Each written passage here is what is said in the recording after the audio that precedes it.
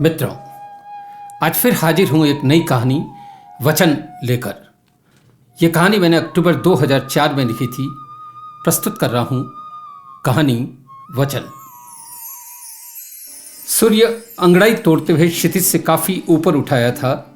सर्दियों में लोग अजगर की तरह निश्चेष्ट पड़े रहते हैं। रईस लोग मर्जी आए तब उठे, कामगारों को तो दिहाड़ी की चिंता ही उठा देती है।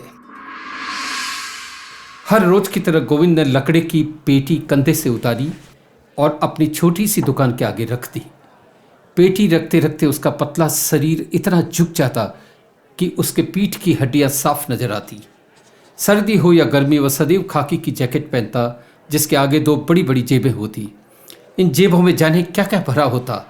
नीचे हमेशा वह घुटनों के ऊपर तक धोती पहनता जो जगह जगह से फटी होती। उसके पीछे के गाल घनी लंबी काली दाढ़ी के नीचे छिप जाते। वो 40 के पार ही होगा, पर सर पर अब भी घने घुंघराले काले बाल थे। ऊंची ललाट, काली चमकती आंखें एवं तीखी नाक उसके व्यक्तित्व को एक अलग आयाम देते। उस जगह को दुकान कहना लाजमी नहीं होगा। वह तो बस्ती के बाद शहर को जाती हुई सड़क के किनारे 4 फुट गुना 4 फुट की एक जगह थी, जिसके 3 और गोविंद ने 2-2 फुट की ईंटों की कच्ची दीवार बना दी थी। दीवारों के बीच बनने वाले छोटे से आंगन पर गोविंद ने 2 इंच ऊंचा एक चौकोर पत्थर रख दिया था। वहीं बैठकर वह दिन भर बस्ती के लोगों के जूते ठीक किया करता। लकड़ी की पेटी भी उसी ने बनाई थी। किसी ठूंठे पेड़ को चीर कर 8-10 पट्टियां बराबर काट ली, कीलें ठोकी और पेटी तैयार। पेटी के ऊपर काले रंग का लंबा चमड़े का पट्टा लगा था। यह पट्टा भी उसी ने बनाया था। इसी से वह पेटी कंधे पर लटका कर लाता ले जाता था। वर्षों पहले जूते टाट में बांधकर वह यहीं छोड़ जाता था। भला जूते भी कोई क्या चोरी करे, और यहाँ कौन से शहरी बाबों के जूते चप्पल आते जो महंगे होते हैं। पर एक रात इतना मेह पड़ा कि जूते और टाट सब बह गए। तब लोगों ने गोविंद को आड़े हाथों लिया। लोगों को इससे अच्छा अवसर और कब मिलता। फकीरों का क्या धर्म। हर खोने वालों ने अपने जूते कीमती बताकर महीनों उससे मुफ्त में जूते ठीक करवाए। तब गोविंद को अकल आई। विवश पेटी बनानी ही पड़ी। पत्थर को साफ कर गोविंद वहीं बैठ जाता। पेटी को खोलकर वह उसमें से कई सारे जूते निकालता और अपने दोनों ओर जमा देता।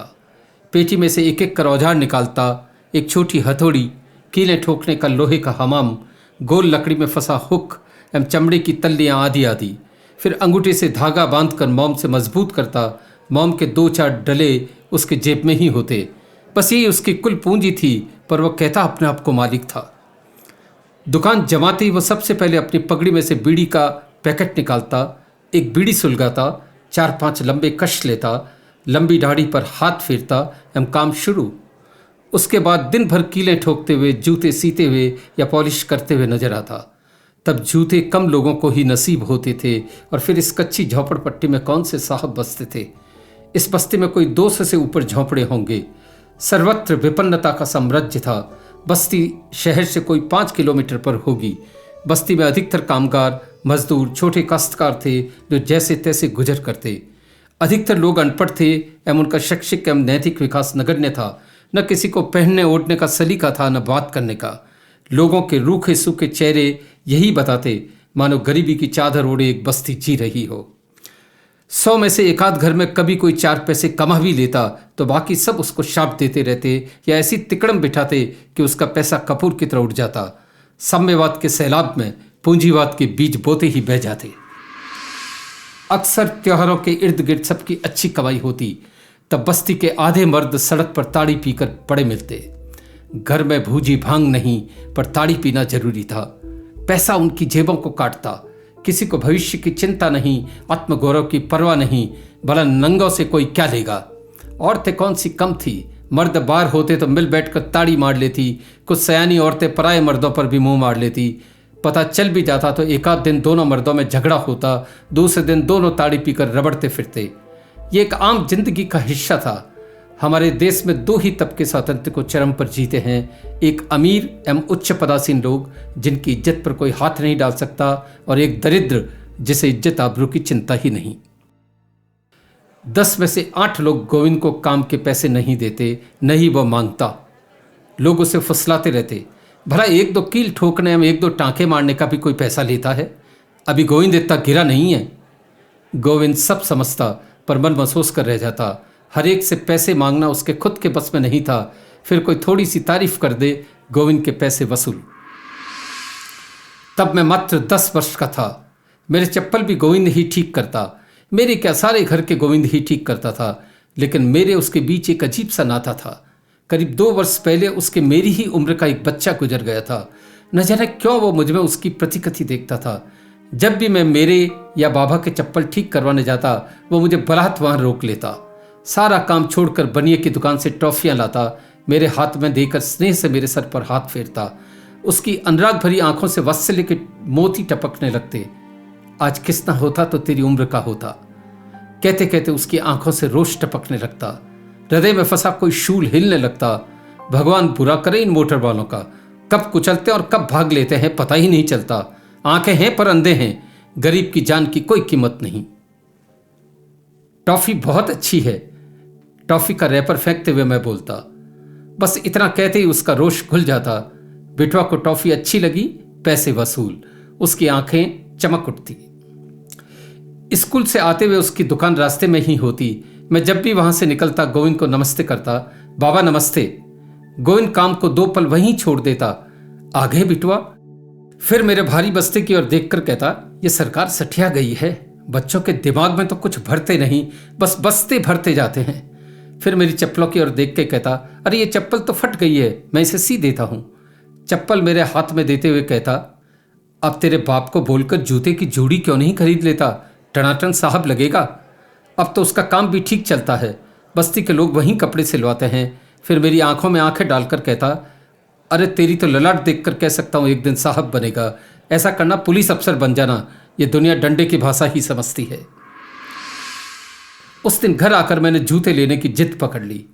पिताजी का गुस्सा तेज था, मां पर ही बस चलता। अम्मी अब मुझे जूते दिलवा दो, स्कूल में कई बच्चे जूते पहनकर आते हैं। मुझे मालूम था मैं झूठ बोल रहा हूं, पर जूते पहनने का प्रलोभन मेरे सर चढ़ा था। स्कूल में कच्ची बस्ती के ही बच्चे पढ़ते थे, आधे से ऊपर तो नंगे पांव आते थे। सबकी ड्रेस बिना प्रेस की होती।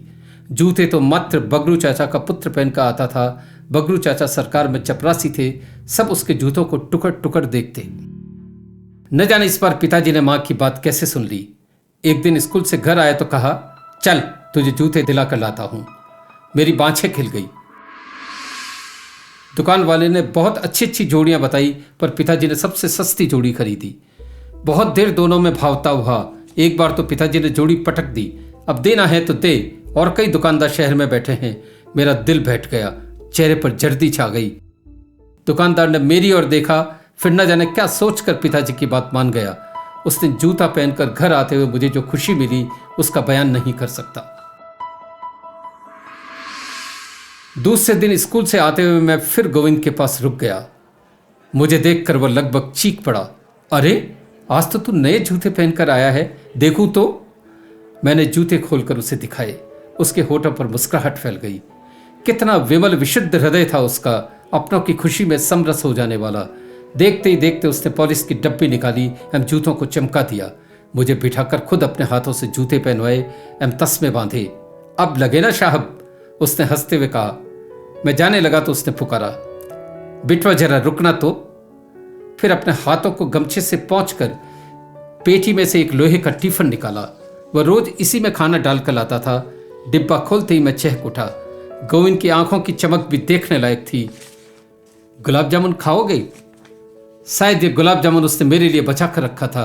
मैंने चट से गुलाब जामुन पेट में उतारा। पेट में जाते ही उपकृत जिह्वा ने धन्यवाद दिया, बाबा तुम बहुत अच्छे हो, अब रहने भी दे। कहते हुए वो मेरे सर पर हाथ फेरने लगे। कृष्णा को भी गुलाब जामुन बहुत भाते थे। ये कहते कहते उसने खींचकर मुझे अंक में भर लिया। उसकी सांसों के उतार चढ़ाव से एक मूक ध्वनि आ रही थी, तुम भी तो मेरे कृष्णा हो। गोविंद पूरा दत्तचित होकर कार्य करता। उसका कौशल एवं हस्त लाघव अद्भुत था। कई बार तो उसके आगे से बारात तक निकल जाती, उसे पता तक नहीं चलता। एक बार सुबह से कह रहा था, आज शाम नगर सेठ के बारात निकलेगी तो जी भर कर देखूंगा। बारात आने के ठीक पहले भीखू एक जोड़ी लेकर आया जो पूरी बेकार हो चुकी थी। दोनों जूते हर तरह से फट गए थे। गोविंद ने जूतों को उलट पलट कर देखा, वह सर पीट लिया। अब दया कर जूतों पर भीखू, ये जोड़ी ठीक नहीं हो सकती, फेंक दे इन जूतों को। भीखू कौन सा कम था, उसकी रग रग से चतुराई टपकती थी। आंखें तरेर कर बोला, धिक्कार है तेरे हुनर पर गोविंद। सारा मोहल्ला तो कहता है कि गोविंद वह जूता ठीक कर देता है जो कोई नहीं कर सकता। बस यही बात गोविंद को लग गई। गोविंद ने बीड़ी सुलगाई, 4 लंबे कस लिए एवं मोर्चा बांध लिया। दत्त चित्त होकर जूतों पर लग गया। बैंड वाले बैंड बजाते चले गए। हाथी घोड़ा और बारात का शोर भी गोविंद के कानों पर नहीं पड़ा। बस गोविंद और कर्म कौशल एक लय हो गया। 2 घंटे में जोड़ी तैयार हो गई, पर बारात देखने की उसकी इच्छा धरी रह गई। जो ध्यानावस्था बड़े बड़े योगियों को भी दुर्लभ है, निर्लिप्त गोविंद उसे सहज ही प्राप्त कर लेता था। सच ही है, कर्म कौशल की उत्कृष्टता पर ध्यानावस्थित करता योगी बन जाता है। मेरा जूता 6 महीने बाद ही काटने लगा। बढ़ती उम्र में भला जूते कितने चलते। अब पिताजी तो क्या, माँ से भी कहने की मेरी हिम्मत नहीं थी। स्कूल से आता तो जूते खोलते हुए पाँव में तेज दर्द होता। कुछ रोज बाद फफोले पड़ गई। तब मैं गोविंद के पास गया। उस दिन तो गोविंद भी हंस पड़ा। अरे बेटवा, हम तो जूते छोटे कर सकते हैं, बड़ा तो कोई नहीं कर सकता। तब मेरी आंखों से आंसू ढुलक पड़े। अब बाबा जूते नहीं दिलाएंगे, मैंने रुआंसा होकर कहा। उस दिन गोविंद काम छोड़कर उठ खड़ा हुआ। मेरा मुंह अपने दोनों हाथों के बीच लेकर बोला, अरे बेटवा, वो बाबा नहीं दिलाएंगे तो गोविंद बाबा कौन सा मर गया है। भला ऐसी कौन सी जोड़ी है जिसे गोविंद लंबा न कर सके। ऐसा कर तो 3 घंटे बाद आना। उस दिन गोविंद ने 3 घंटे मेहनत कर मेरे जूतों के तल्लों में एक एक टुकड़ा जोड़ा। तल्ले के ऊपर पूरी बारीकी से चमड़ा चढ़ाया, फिर रंग करके जोड़ी ऐसी चमकाई कि पता भी न चले जूता कहाँ से जोड़ा है। जूता पहनते ही मेरी बाँछें खिल गई। मेरा खिला चेहरा गोविंद का पारितोषिक था। गोविंद कभी कभी ताड़ी भी बांट लेता। ताड़ी चढ़ती उसे कृष्णा की याद आती। वैसे भी इस दुख से उसकी छाती जलती रहती। ताड़ी का नशा हृदय की भट्टी को और सुलगा देता। वह आने जाने वाली मोटरों को कोसने लगता, फिर मरते गुड़ते बड़बड़ाते हुए अपने झोंपड़े में पहुंचता। वह सारा गुस्सा अपनी लुगाई पर निकालता। करम फूटी, एक पूत जना उसे भी परलोक भिजवा दिया। अब तू ही देना आग मेरी चिता को। 3 बेटियां तो गई ससुराल।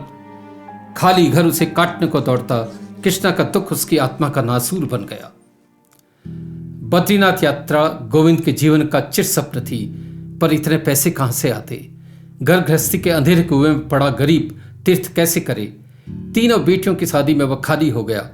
एक बार मैं उधर से निकला तो देखा गोविंद ने दिन में ही चढ़ा रखी थी। मुझे देखते ही उसने पुकारा, ओ कृष्णा। फिर एकाएक उसे अपनी गलती का एहसास हुआ। नाम बदल कर बोला, ओ बिटवा, कैसे हो। मैं चुपचाप उसके पास आकर बैठ गया। उसने फिर मेरे पाँव से जूते उतारे एवं पॉलिश कर मुझे वापस पहनाने लगा। पहनाते हुए बोला, मेहनताना तो तुम देते नहीं, बस बद्रीनाथ तुम ही करवा देना।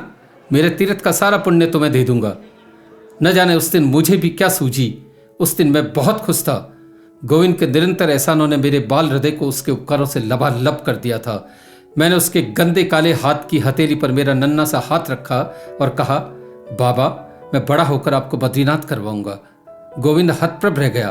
प्रेम के उद्रेक में आनंद परवश उसकी आंखों में आंसू नाचने लगे। अपनी दूसरी हथेली से मेरे नन्हे हाथ को दबाते हुए वह बोला, सच, क्या तू मुझे बद्रीनाथ ले जाएगा। मैंने पूरे विश्वास के साथ कहा, वचन गोविंद बाबा। गोविंद के रुके हुए आंसू फूट पड़े। सारा चेहरा आंसुओं में नहा गया। उसका चेहरा देखते बनता था मानो आनंद और विश्वास की अविरल धाराएं उसके पुत्र संतप्त हृदय का अभिषेक कर रही हो। मेरा नन्हा हाथ अब भी उसकी दोनों हथेलियों के बीच था। उसके ऊपर भी एक अदृश्य हाथ मेरे वचन की तस्दीक कर रहा था। उस दिन घर पहुंचा तो मामा देहरादून से आकर बैठे थे। मुझे देखते ही बोले, कब से तेरी राह तक रहा हूं। सुना है आजकल बस्ती में दिन भर रबड़ता रहता है। मैंने आगे बढ़कर उनके पांव छुए। मैं सीधा माँ के पास रसोई में गया। मामा आने का मतलब था पेठे की मिठाई एवं दाल मोटकर नमकीन घर में है। माँ मेरी आंखों की मौन भाषा समझ गई। हाथ में प्लेट पकड़ाते हुए बोली, खाने को तो जुबान लपलपाती रहती है, मामा को प्रणाम किया या नहीं।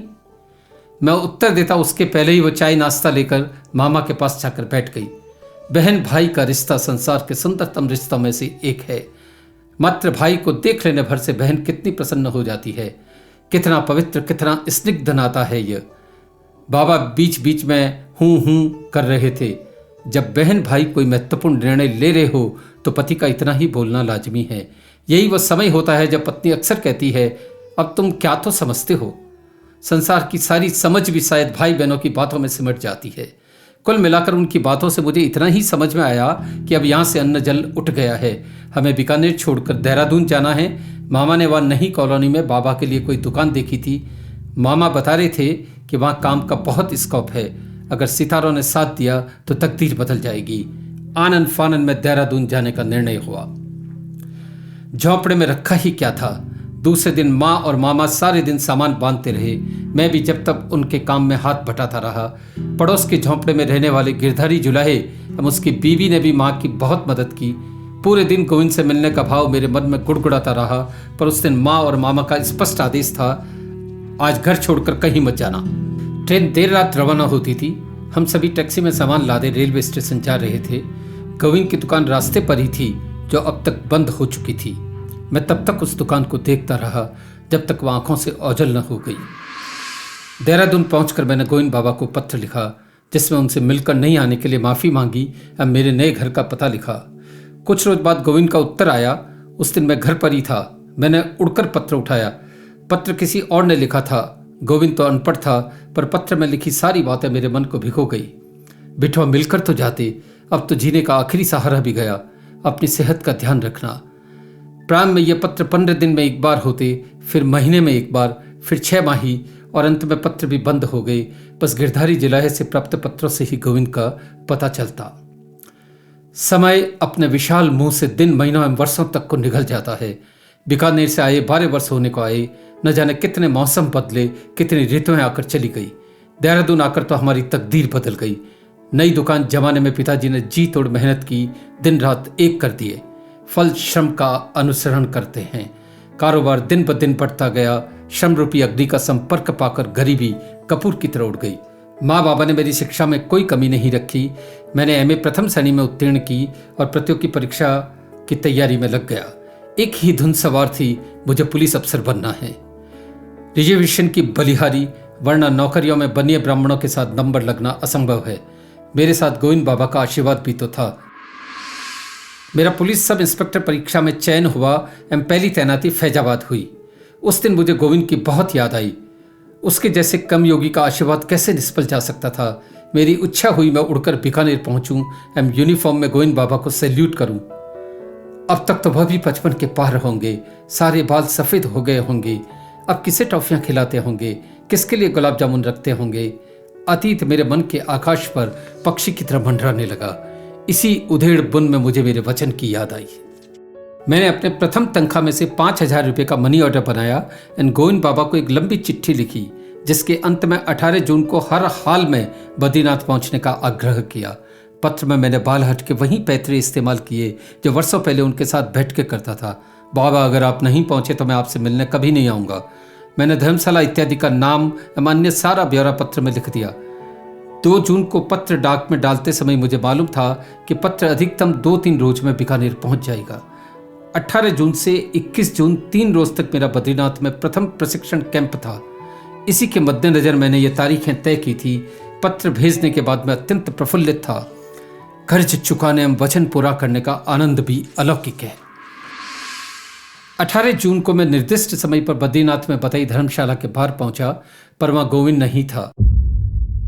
मैं वहां 4 बार गया, पर गोविंद नहीं मिला। मुझे लगा शायद कहीं और ठहर गया होगा। मैं अन्यमनस्क हो गया। शाम बद्रीनाथ मंदिर के बाहर दर्शन करने वालों की भीड़ जमा थी। कोई 2-3 हजार से कम दर्शनार्थी नहीं होंगे। मैं भीड़ में सबसे पीछे सादे कपड़ों में खड़ा था कि यकायक मंदिर के द्वार पर सबसे आगे गोविंद को देखकर चीख पड़ा, गोविंद बाबा!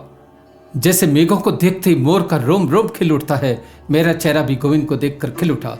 वही कदकाठी, ऊंची ललाट, वही तीखी नाक एवं घुंघराले बाल जो अब सफेद हो गए थे, कमर से ऊपर तक की बंडी एवं घुटनों के ऊपर तक चढ़ी धोती, वही अदा, वही हाव भाव। संदेह की कोई गुंजाइश न थी। वो मुझसे काफी दूर था।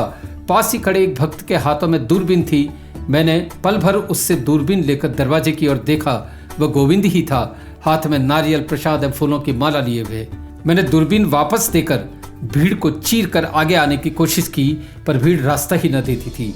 तभी एकाएक दरवाजा खुला और गोविंद अंदर हो गया। जय बद्री विशाल की आवाजों से सारा वातावरण गूंज गया। मुझे पूरा विश्वास था अब दर्शन के बाद गोविंद से मिलना हो ही जाएगा। दर्शनों के लिए जाने का रास्ता अलग था एवं निकलने का अलग, लेकिन बद्रीनाथ कौन सी बड़ी जगह है। मैंने तुरंत फुरत दर्शन किए एवं दूसरे दरवाजे से बाहर आया, पर गोविंद नहीं दिखा। मैं 2-3 घंटे इधर उधर ढूंढता रहा। कई धर्मशाला होटलों के चक्कर मारे पर वह नहीं मिला। मैं परेशान हो गया। चेहरे पर एक रंग आता दूसरा जाता। देर रात तक मैं पागलों की तरह उसे ढूंढता रहा पर वह नहीं मिला। अगले 2 दिन भी मैं सुबह शाम मंदिर गया, कई जगह ढूंढा पर गोविंद नहीं मिला। गर्मी ने बेहाल कर दिया। फैजाबाद वापस जाते वक्त मेरा मन भारी था। मुझे रह रहकर गोविंद पर गुस्सा आ रहा था। एक तो मेरी बताई जगह पर नहीं ठहरा, दूसरे मुझसे मिलने का प्रयास तक नहीं किया। मैंने पत्र में प्रशिक्षण कैंप का भी पता लिखा था। लौटते वक्त आती जाती बसों में भी यहाँ वहाँ ताकता रहा, शायद गोविंद दिख जाए, पर वह नहीं मिला। फैजाबाद आकर मैंने गोविंद को एक लंबा शिकायत भरा पत्र लिखा। मैंने मेरे मन की पूरी भड़ास निकाल दी। अब मैंने तय कर लिया कि आगे से मैं उसे कभी पत्र नहीं लिखूंगा। बद्रीनाथ दर्शन तो कर गया पर मुझे धत्ता दिखा गया। खाना था सो खा लो, बाकी छींके में टांग दो। मैंने कठोर मन से उसे भुलाने का निर्णय लिया। मेरा मन अंतर क्रोध से दहक रहा था। 30 जून को मैं माँ बाबा से मिलने देहरादून आया। संयोग से उसी दोपहर बीकानेर से पत्र आया। पत्र गिरधारी जुलाहे ने लिखा था। 14 जून को गोविंद का निधन हो गया। उस रात ही वह बद्रीनाथ के लिए रवाना होने वाला था। दिन भर बस्ती में घूम घूम कर सबको कह रहा था। बबुआ ने अपना वचन पूरा किया। उसी शाम एक तेज रफ्तार से आते ट्रक ने सड़क पर उसे कुचल दिया। वहीं उसकी मौत हो गई। पत्र के साथ रुपये 5,000 का बैंक ड्राफ्ट है जो उसकी बीवी ने मुझसे बनवा कर इस पत्र के साथ भिजवाया है। पत्र मुंह पे लगाकर मैं वहीं घुटनों के पल बैठ गया। गोविंद बाबा, एक चित्कार के साथ ही मेरी आंखों से आंसुओं का सैलाब उमड़ पड़ा। फिर 18 जून को बद्रीनाथ के मुख्य द्वार पर मैंने किसे देखा था? क्या गोविंद मेरा वचन पूरा करने आया था? धन्यवाद।